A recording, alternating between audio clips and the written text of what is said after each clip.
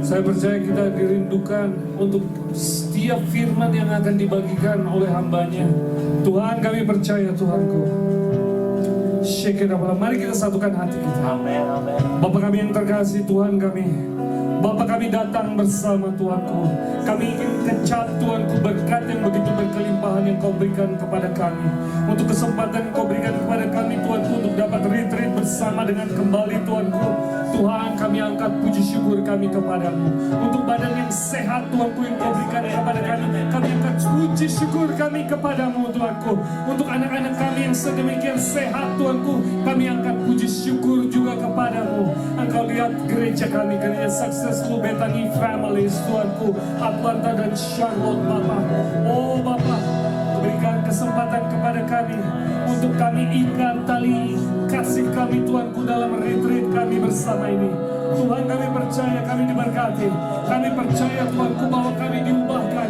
Oh, kami percaya Tuhanku bahwa dahaga kami akan dipuaskan. Tuhan kami yang terkasih, Tuhan kami meminta, oh Roh Kudus hadir dalam ibadah kami. Oh, we seek your presence, of Holy Spirit. Hallelujah, hallelujah, hallelujah.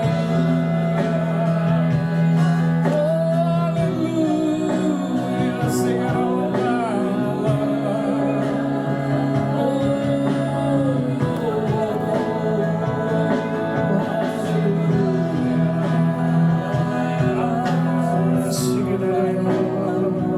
Kami siap Tuhan, kami siap Tuhanku. Kami siap Tuhanku mengecap firman-Mu Tuhanku, mengecap janji-janji-Mu Tuhanku. Oh, dalam nama Yesus kami berdoa. Haleluya, haleluya, amin.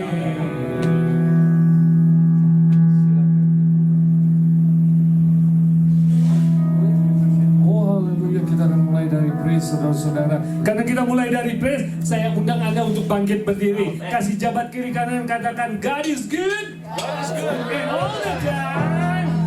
Come on. Oh, this is very beautiful, Mr. Joel. Thank you so much. Oh, hallelujah, hallelujah. Yes. Ready. Di hadapan kemegahan-Mu ku datang menyembah-Mu, semua hatiku membawa hidupku. Ku teringat kasih setia-Mu di dalam setiap langkahku. Sungguh Engkau baik di dalam hidupku.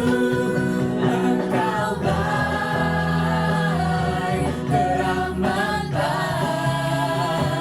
Katakan Engkau baik, teramat baik. Sekali lagi katakan, oh Engkau baik,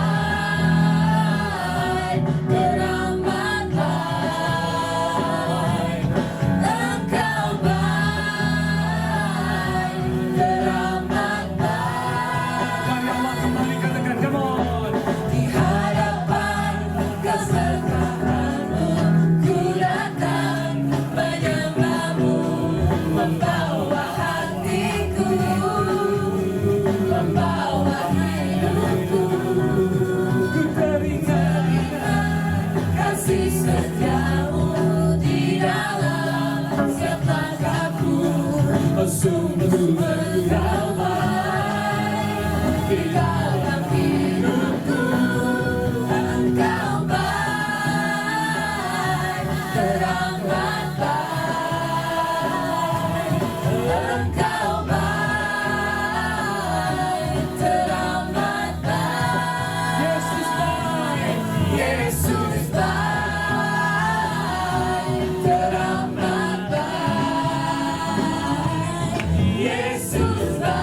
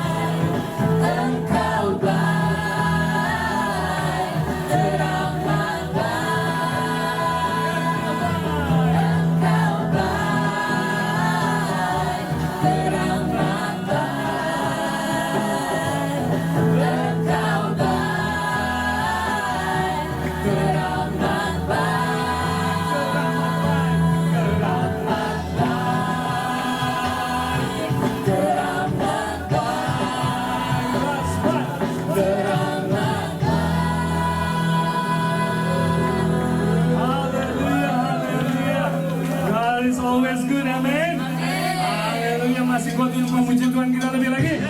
Let's go. Roh Kudus tercurah di tempat ini, come on.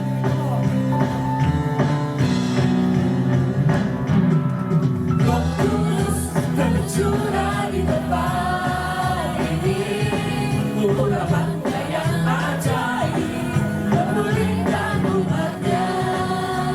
Roh Kudus tercurah bagi gerejanya, membangkitkan umat pilihannya. Hari inilah harinya Tuhan, saat pembebasan tiba. Belenggu dosa telah dibakar, mari bersorak bagi Dia. Anggur baru tercurah, penuhi umatnya dengan sukacita. Minyak baru tercurah, menapi umatnya, nyata kuasanya. Haleluya.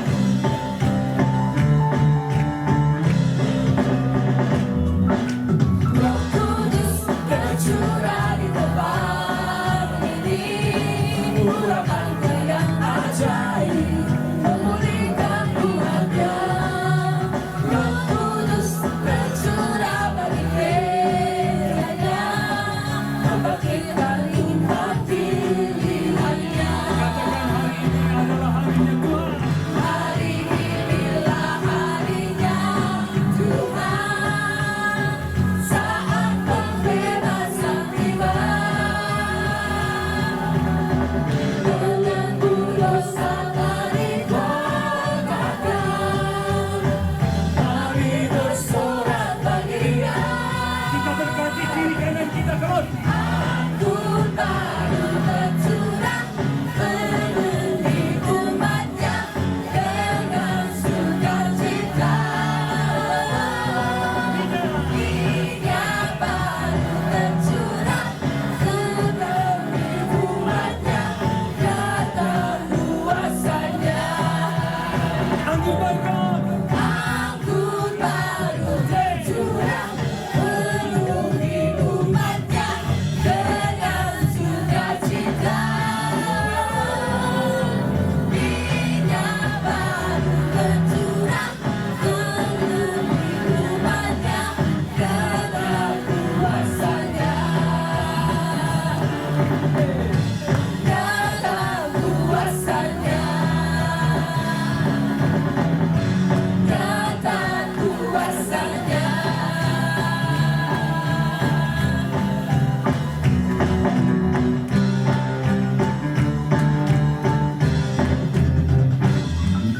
Haleluya, amin. Sekali lagi saudara-saudara, masih memuji Tuhan kita lebih lagi. Let's go, come on. Let's go.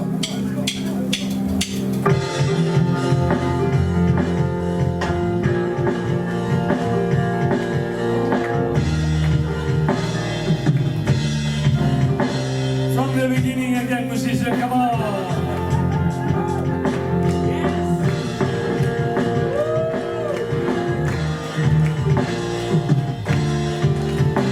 Let's go, Tuhanlah. Tuhanlah kekuatan dan masmurku, Dia menunduk aku dan keselamatanku. Hanya padamu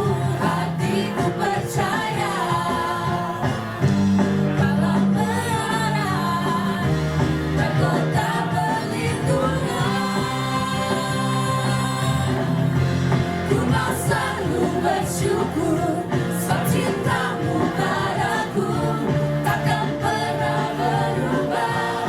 Hatiku percaya walau bumi bergoncang, gunung-gunung beranjak, namun kasih setiamu tak pergi dariku. Haleluya. Dari awal kembali, come on. Katakanlah Tuhan. Tuhanlah kekuatan dan mazmurku, Dia gunung batu dan keselamatanku. Hanya padamu hatiku percaya, dalam menara dan kota perlindungan. Ku mau selalu bersyukur sebab cintamu padaku takkan pernah berubah. Hatiku percaya walau bumi bergoncang, gunung-gunung beranjak, namun kasih setiamu tak pergi dariku. Oh yeah, bermusik memuji Tuhan kita, come on.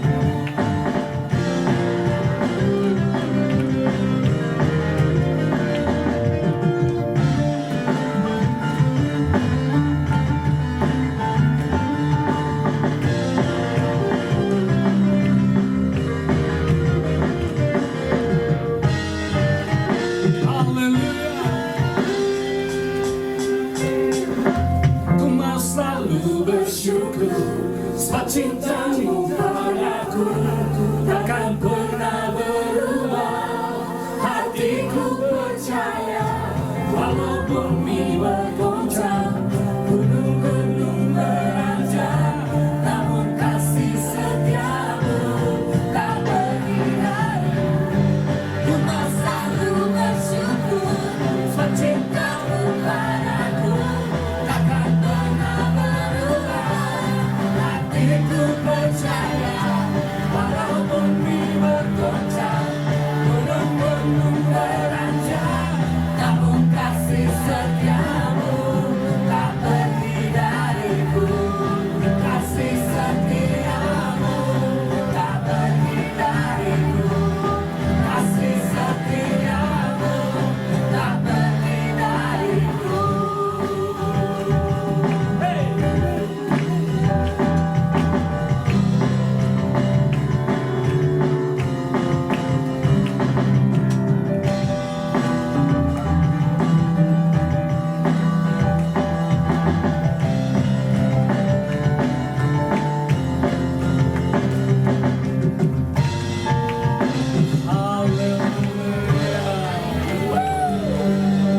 Semuanya diberkati, amin. Haleluya. Setelah kita memuji Tuhan, kita persiapkan hati kita. Kita akan sembah Tuhan kita lebih lagi. Deep with you, Lord.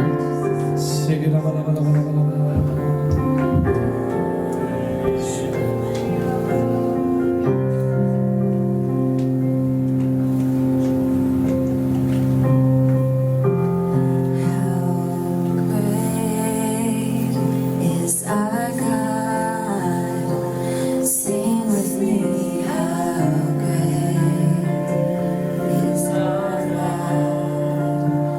Oh, we sing how great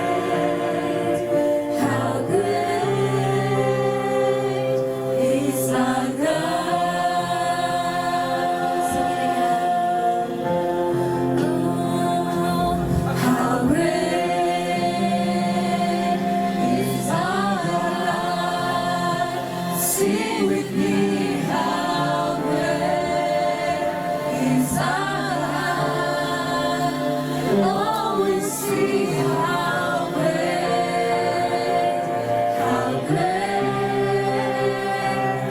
is our God.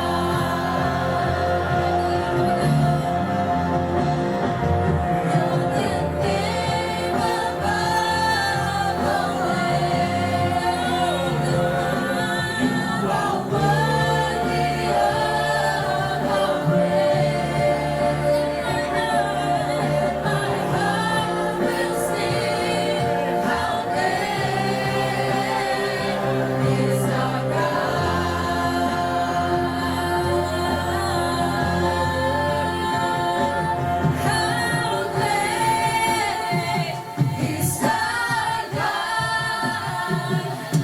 How great is our God? How great is our God?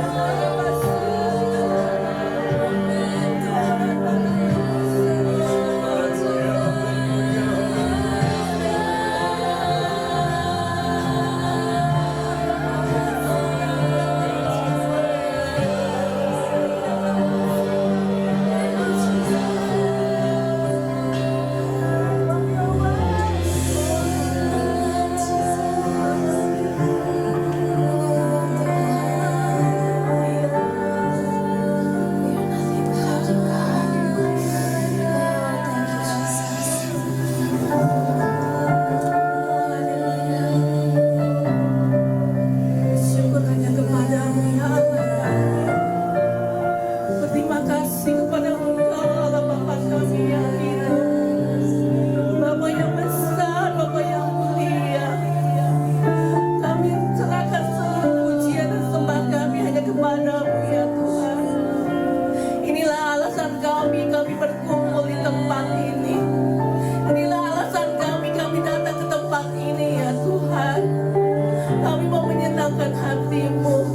Kami mau memuliakan nama-Mu. Kami mau bersihkan persembahan seluruhnya ke dalam tangan-Mu ya Bapa. Kami mengundang-Mu ya Roh Kudus. Kau telik tiap hati kami. Kau jamah setiap hati kami. Berikan kami hati yang rindu, haus dan lapar akan Engkau. Berikan kami hati yang mau selalu menjadi penyembah-Mu ya Tuhan. Oh, dia tanah masih karya lagu.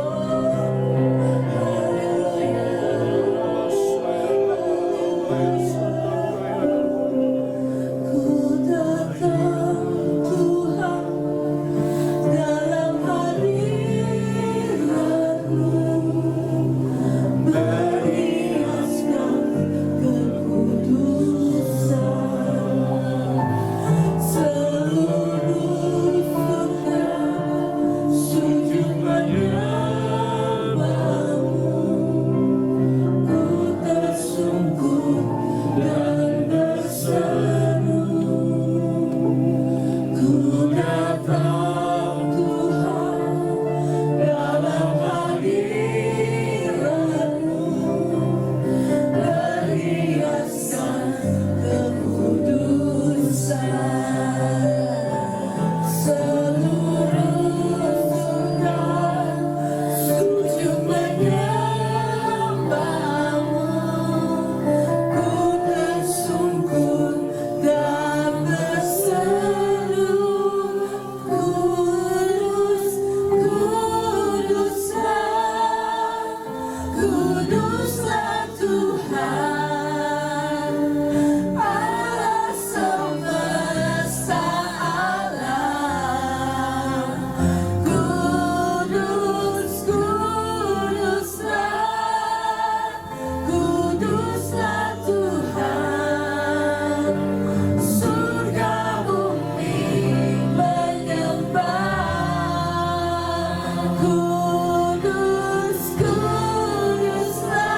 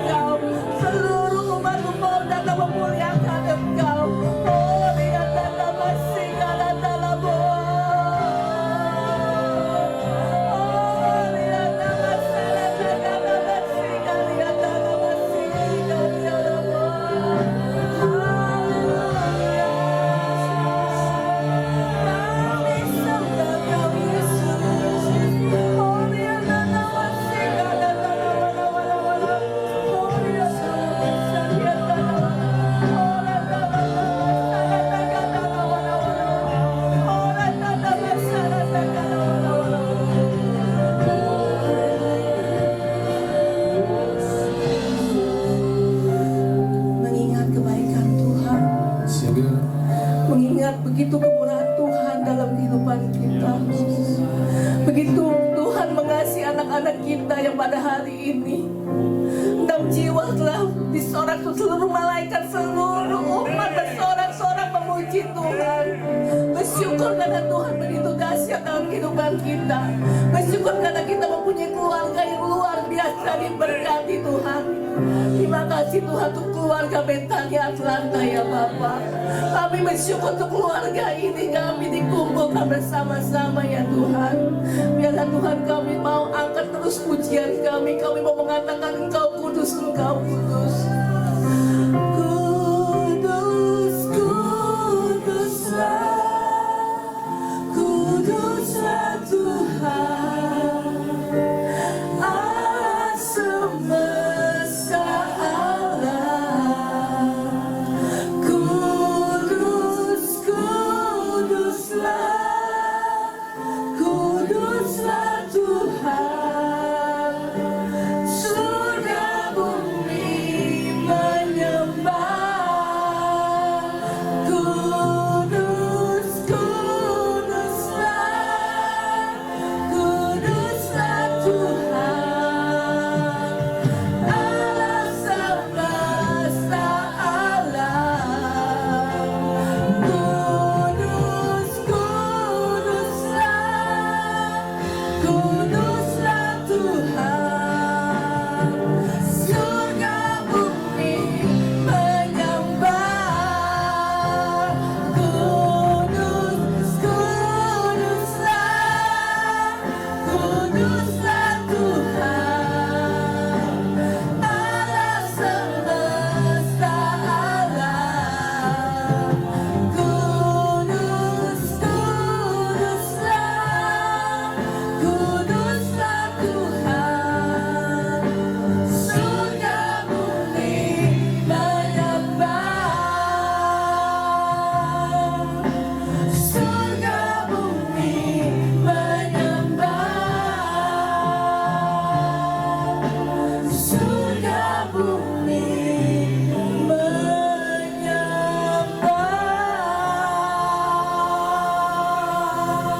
Kita beri kemuliaan bagi Tuhan, kita beri kemuliaan bagi Raja kita. Glory, glory, glory, glory, glory, glory bagi nama Tuhan. Ajaib Engkau Tuhan. Segala anugerah dan kemurahan-Mu Kau telah nyatakan di tengah-tengah kami Tuhan.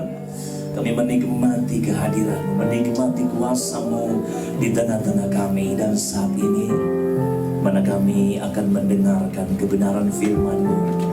Hamba Tuhan yang telah Engkau utus, Bapak Pendeta Dan Peterson, Engkau pakai dia dalam kuasa dan urapan serta hikmat yang daripada-Mu. Kami percaya kami semua yang datang akan menerima jawaban di hari ini, akan menerima kekuatan melalui kebenaran firman Tuhan di malam hari ini. Di dalam nama Tuhan Yesus Kristus, Tuhan dan Juru Selamat kekasih jiwa kami yang percaya dan mengasihi Tuhan, katakan amin.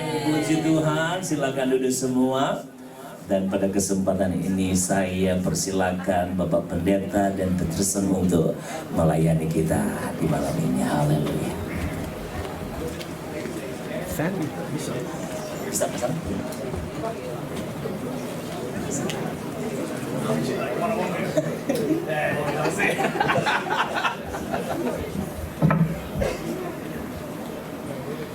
Selamat malam semua, sore, malam, hampir gelap.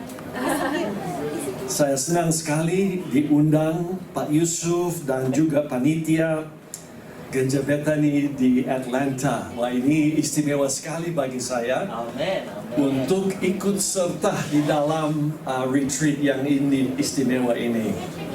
Ya, saya dengar saudara sudah berapa tahun tidak ikuti retreat gara-gara COVID dan lain-lain. Tetapi hari ini sungguh saya merasakan hadirat Allah di dalam penyembahan kita bersama. Saudara-saudara saya, mungkin ada yang bertanya, ini orang belajar bahasa Indonesia di mana? Ya, jangan tertipu, kulit putih tapi coklat di dalam. Ya, sebab saya tahun 51 orang tua saya tinggalkan Seattle, Washington, dan mereka belayar naik kapal.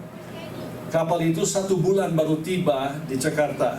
Bayangkan, 4 minggu dalam perjalanan. Dan kalau mereka tiba di Jakarta, diutus ke Sulawesi Utara, ke Manado, dan ditempatkan di gunung, di Kota Lamongan. Saya baru 9 bulan waktu itu. Berarti kata-kata pertama dari mulut saya bahasa Indonesia dicampur dengan bahasa Jawa. Sebab pembantu di rumah, ya Ibu Tun, dia selalu bicara sama saya bahasa Jawa. Jadi saya nggak tahu apa yang dia katakan, saya hanya ikut-ikut saja. Tetapi saudara-saudara dari sana, sesudah saya umur 15 tahun, kembali ke Amerika SMA, lalu masuk sekolah Alkitab di Jawa Timur. Sesudah tamat di sekolah Alkitab Jawa Timur, menikah dengan Levon, dan saya cerita mengenai keluarga kami mungkin besok ya. Kami menikah dan kami melayani 11 tahun di Sumatera Utara. Jadi ada juga mulai lebih dulu jadi orang Manado ya. Di sana dulu makan banyak RW. Tapi sekolah di Jawa lama-lama belajar sedikit wong Jowo. Ya, bahasa Jawa, matur nuwun Mas, semua itu bisa. Lama-lama jadi orang Batak. Ya, 11 tahun di Pemantang Siantar, senang sekali. Melayani di, ya sampai ke Pulau Nias, sampai ke Karo, lain-lain tempat. Jadi, anak kami yang kedua lahir tidak normal. Dan sebentar saya akan sisipkan kesaksian itu dalam pembawaan. Tetapi saudara, saya yakin di dalam 2 hari ini, Allah mau berbicara ke hati saudara. Saya yakin ada firman yang khusus buat saudara. Sesuatu yang mengubah perspektif, mengubah hati, mungkin juga mengubah jurusan. Sebab segala sesuatu yang Tuhan kerjakan dalam hidup kita mempunyai nilai dan mempunyai arti yang tertentu.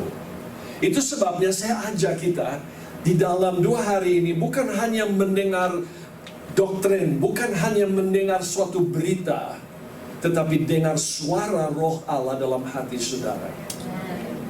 Tua atau muda tidak menjadi masalah. Sebab saya percaya dalam setiap musim hidup kita, Allah mempunyai maksud yang tertentu. Dan selalu iblis mau seolah-olah menarik perhatian kita dari tujuan hidup. Kami akan lebih luaskan ini tema mengenai tujuan hidup besok.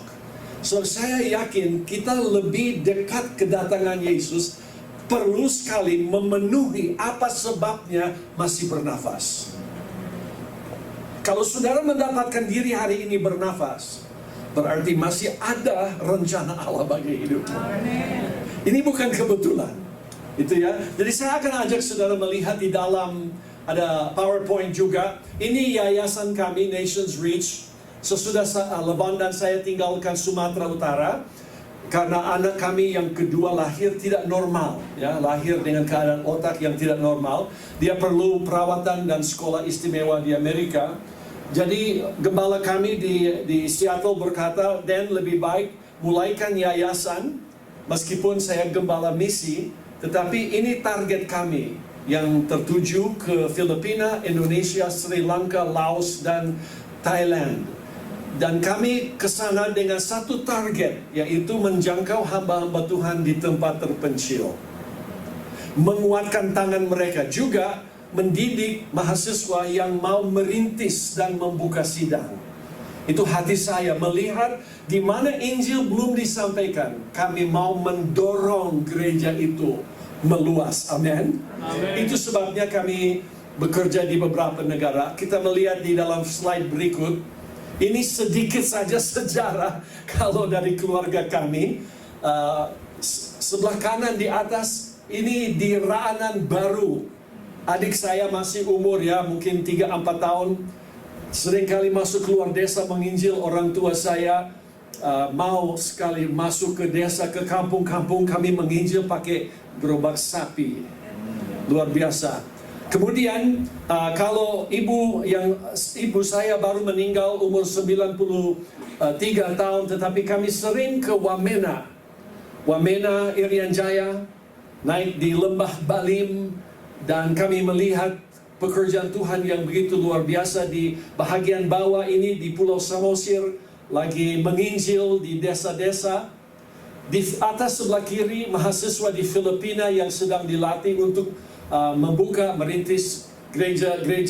Istri saya Levon yang di tengah lagi diterjemahkan oleh seorang hamba Tuhan di Filipina.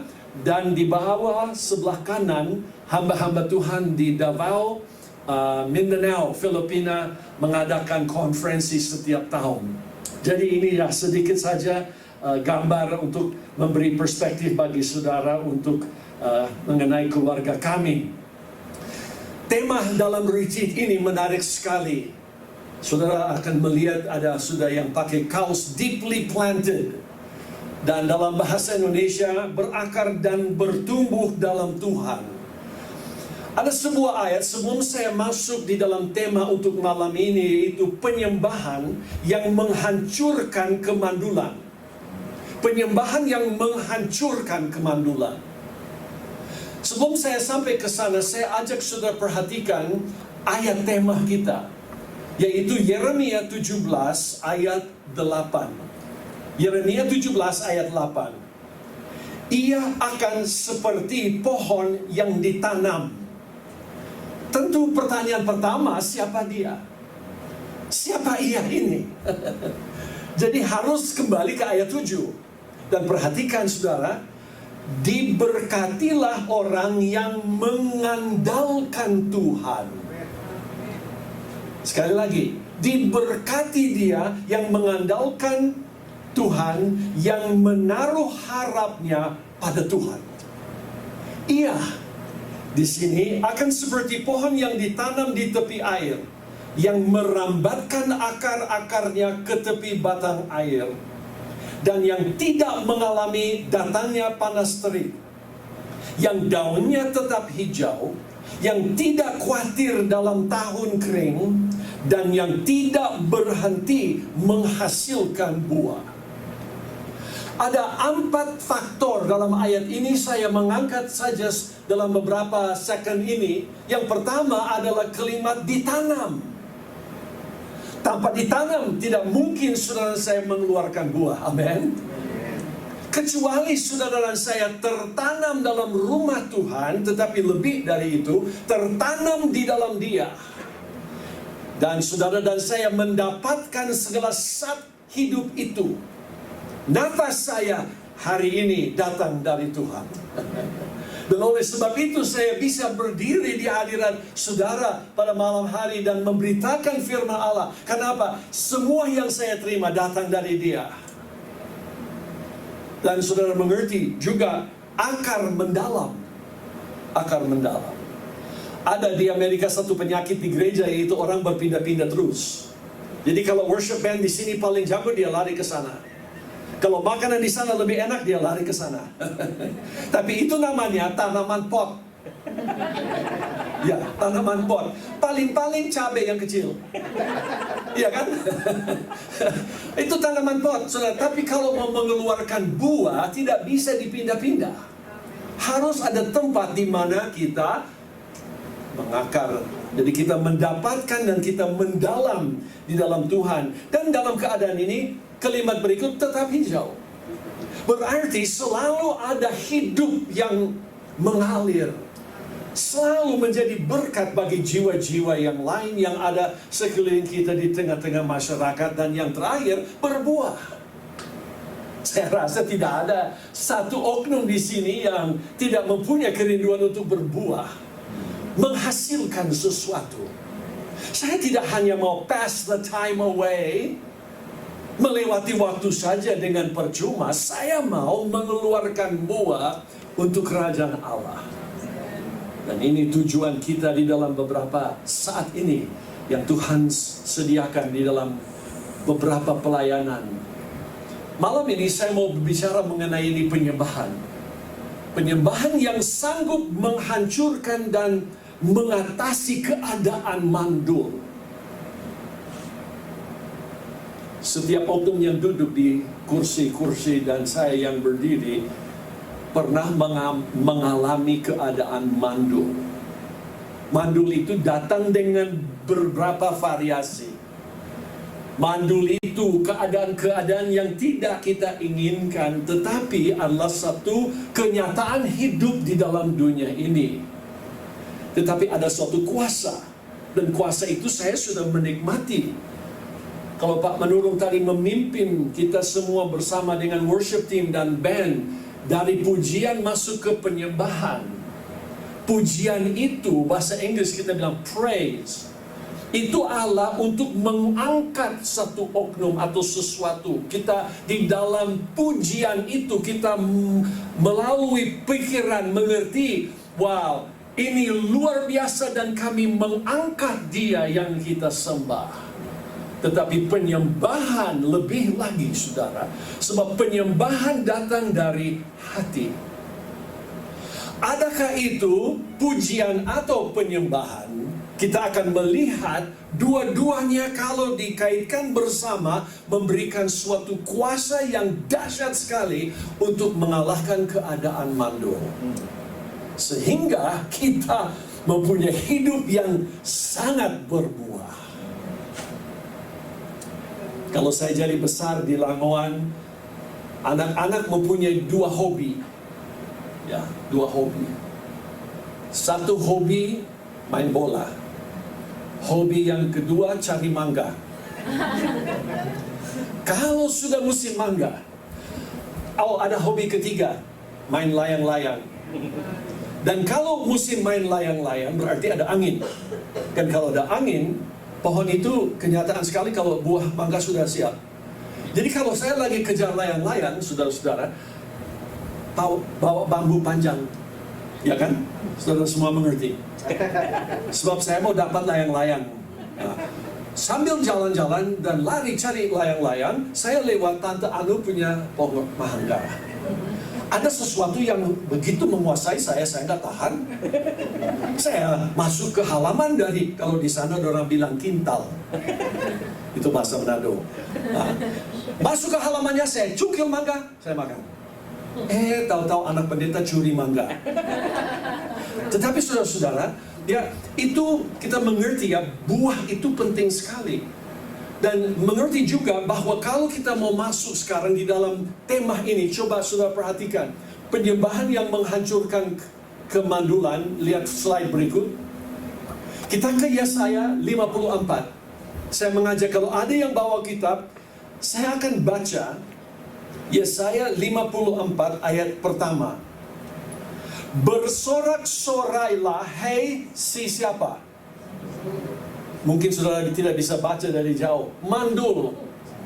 Oke. Bersorak-sorailah, hei si mandul yang tidak pernah melahirkan. Time out, tunggu dulu. Bagaimana kita bersorak-sorai kalau belum pernah melahirkan? Si mandul ini diajak bersorak-sorai, bergembiralah dengan sorak-sorai dan memekiklah, hei engkau yang tidak pernah menderita sakit bersalin. Sebab yang ditinggalkan suaminya, wow, ini sudah mempunyai suami, sudah mempunyai anak, ditinggalkan suaminya, mempunyai lebih banyak anak daripada yang bersuami. Firman Tuhan. Saudara mengerti apa yang Allah kerjakan dengan penyembahan dan pujian ini, seolah-olah begitu besar mujizatnya, Dia menghancurkan setiap keadaan mandul. Setiap keadaan mandul. Nah, dengar baik-baik, sebab salah satu siasat iblis adalah mendatangkan ke atas saudara keadaan limitasi. Semua sebut kata limitasi. Limitasi. Artinya terbatas. Bisa sampai di sini, tidak boleh lewat. Bisa angkat tangan sampai di sini, tapi jangan terlalu tinggi-tinggi. Bisa berkorban sedikit-sedikit di dalam di ibadah, tapi jangan terlalu ekstrim. Ya, itu kira-kira cara iblis mau mengadakan keadaan rasa limitasi dalam kehidupan kita. Tetapi Allah mau saudara mengerti, tidak ada limitasi dalam Dia. Tidak ada sesuatu yang dapat menghalangi apa yang Allah mau kerjakan di dalam hidupmu. Jadi sebenarnya saya suka baca Yesaya 54 ayat 1 sampai 3 di dalam Message Translation, tapi saya lewati malam ini. Ingat saja 3 ayat ini. Ayat pertama ada pengakuan iman. Ayat 2 ada tindakan iman. Dan ayat 3 ada perjanjian iman. Gampang sekali ingat Yesaya, ya, 54 ayat 1, 2, dan 3. Nah, fakta yang penting sekali, ini iblis mau mengadakan saudara pikir di dalam otakmu bahwa engkau terkurung, tidak bisa lakukan apa-apa. Dulu kalau tidak salah, Atlanta menjadi tempat kisah ini timbul. Di sana ada satu kebun binatang. Zaman-zaman dulu kebun binatang itu kasihan sekali. Tempat kurungan beruang dan lain-lain kecil. Saya ingat sekali di Surabaya ada satu kurungan monyet. Saya dengan orang tua kita beli kacang di koran sudah dibungkus. Saya dekat sekali dan monyet itu saya mau kasih satu. Dia kurang senang dengan satu. Dia pegang baju saya, dia tarik, dia ambil semua kacang saya. Karena kurungannya kecil sekali. Kita bisa dekat mata dengan mata lihat monyet, saudara-saudara. Nah, tetapi kalau lama-kelamaan di Amerika ada perubahan besar. Ini hak binatang jadi lebih penting dari hak manusia. Dan orang Manado kaget sekali dengar itu. Di Manado binatang tidak ada hak. Galau? Iya kan? Tidak ada hak. Orang Batak juga buat binatang tidak ada hak. No. B1, B2 kan Pak menurun? Oke. Jadi kita melihat bahwa lama-lama mereka kasihan ini binatang. Kasihan itu beruang sudah tua. Ini beruang didatangkan dari Alaska. Sudah tahu, dia punya kurungan 10 meter kali 10 meter. Jadi kerjanya beruang ini dari pagi sampai malam. 10 meter jalan ke kiri. 10 meter dia jalan ke kanan. Anak-anak datang lempar, dia 10 ke kiri, 10 ke kanan. Terus menerus sepanjang hari. Tapi karena kasihan, masyarakat tuntut, kita harus robah ini kebun binatang. Jadi mereka ekspor dia kembali ke tempat asalnya. Dibawa di Hercules besar, di drop di tengah-tengah hutan di Alaska. Semua TV, surat kabar, newsman, semua sudah ada. Yang ambil foto, mereka buka kandang itu beruang keluar. Dan dia 10 meter ke kiri, 10 meter ke kanan. Kenapa? Mereka harus tembak, baru dia lari. Karena apa? Dia berpikir dalam pikirannya masih terkurung. Banyak anak Tuhan masih rasa terkurung. Dia tidak tahu bahwa Yesus sudah bebaskan. Amen. Yesus sudah lepaskan dari batas-batas yang telah menghalangi kita. Saya tidak suka dikurung, saudara, dari kecil. Tetapi Maksu, waktu kami di Lawang, orang tua keluar menginjil, saya masih umur mungkin 3-4 tahun. Dia selalu ancam. Denny kalau nakal, saya kurung dan saya kunci kamar. Saudara-saudara, sampai hari ini kalau saya dengar mau kunci kamar, saya jengkel sekali. Kalau dia mulai dulu dengan sapu lidi, mengancam saya. Dan kalau tidak dengar-dengaran saya pukul dengan sapu lidi.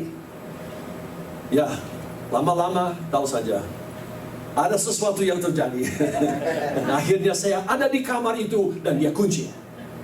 Dan di dalam kamar itu, saya akan pukul pintu, saya akan berteriak, Maksu, Maksu, I'm sorry. Kenapa? Saya paling tidak suka dikurung. Saudara tahu bahwa ada sesuatu di dalam jiwa kita yang rindu terbang, rindu dilepaskan, rindu berhasil, rindu untuk memenuhi segala sesuatu yang Tuhan sudah tentukan bagi hidup kita. Oleh sebab itu, saya mengajak kita lihat beberapa hal di dalam ayat-ayat ini. Pertama, saya mau saudara perhatikan pengakuan iman. Dia berkata, bersorak. Heran, bahasa Inggris pakai sing, jadi menyanyi. Bersorak and menyanyi di hadapan keadaan mandul. Sebentar kita akan melihat apa mandul itu. Tetapi arti kata mandul dalam Webster Dictionary berkata tidak menghasilkan. Kata mandul artinya di dalam kamus tanpa kapasitas keturunan. Juga buah gugur, tumpul atau tanpa respon. Jadi ada kalanya kita mengalami sesuatu di dalam perjalanan iman di mana seolah-olah tidak menghasilkan apa-apa. Sepertinya kok rasa kering sekali di dalam bulan-bulan terakhir ini. Kalau Word Bible Study mengatakan kata mandul keadaan tidak subur, tidak sanggup beranak dan tidak bisa berbuah. Bagaimana keadaan mandul itu manifestasi dalam kehidupan orang percaya? Ada beberapa. Saya memberikan pandangan bagi saudara, bagaimana dengan musim tidak berbuah? Musim tidak berbuah. Saudara mengerti musim kan? Musim itu datang pergi, datang pergi. Ada musim hujan, ada musim kemarau. Kalau di Amerika 4 musim, saya dari Seattle, jadi kita mengerti 4 musim jelas sekali. Tetapi saudara-saudara, ini musim-musim di mana sesuatu mulai terjadi di mana saudara berkata, saya tidak rasa dan melihat ada hasil dalam hidup saya. Mungkin baca Alkitab pun seperti tidak menerima sesuatu. Pernah saudara alami satu saat seperti itu? Di mana itu musim rasanya kering sekali dan berkata, Tuhan, apa sebabnya saya mengalami musim seperti ini? Jadi itu bisa melukiskan keadaan mandul. Mandul. Kedua, kita melihat cara seorang anak Tuhan bisa mengalami, yaitu mengalami padang belantara atau keadaan belantara. Keadaan belantara itu satu saat di mana kita hanya mundar-mandir, tidak tahu lagi kemana. A wilderness, seperti umat Israel, ya, mereka putar-putar saja di padang belantara. Saudara dan saya juga, kita melewati masa-masa seperti ini seolah-olah Tuhan, mengapa saya tidak mendengar suaramu saat-saat ini? 1 minggu lewat, 2 minggu lewat, 3 minggu lewat, tetapi sepertinya tujuan saya di mana? Itu bisa merupakan suatu perasaan atau keadaan mandul dalam hidup kita. Satu yang lain yaitu perasaan tidak mampu. Kita melihat di sini, perasaan tidak mampu itu, iblis suka sekali datang dan dia tekan kita di dalam faktor ini. Dia tahu kelemahan saudara. Dan dia berkata, nah, jangan coba mau melayani Tuhan. Kamu sendiri tahu dosamu. Ada limitasi, bisa sampai di sini, tapi jangan terlalu aksi-aksi dan langsung berkata, Bapak Pendeta, apa yang bisa saya kerjakan. Jangan coba-coba, sebab kamu tahu keadaanmu yang lalu. Dia selalu membawa kita di dalam keadaan limitasi. Pendidikanmu sampai di sini, kemampuan bahasamu sampai di sini.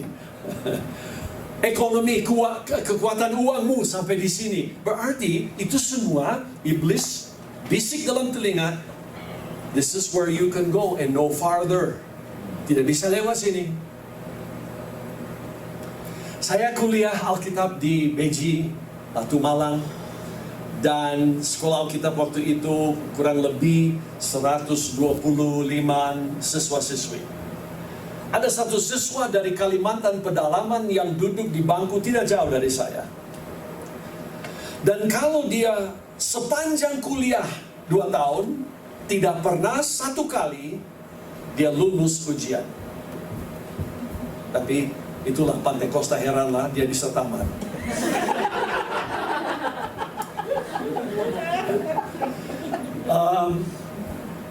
Saya masih ingat Bapak Soriton agak mendalam dan bahasa Indonesia agak tinggi. Dia lagi kuliah dari Keluaran, dia lagi mengajar mengenai Allah dan namanya. Aku ada yang aku ada. Wah, dia sudah 2 jam dia kupas mengenai Allah.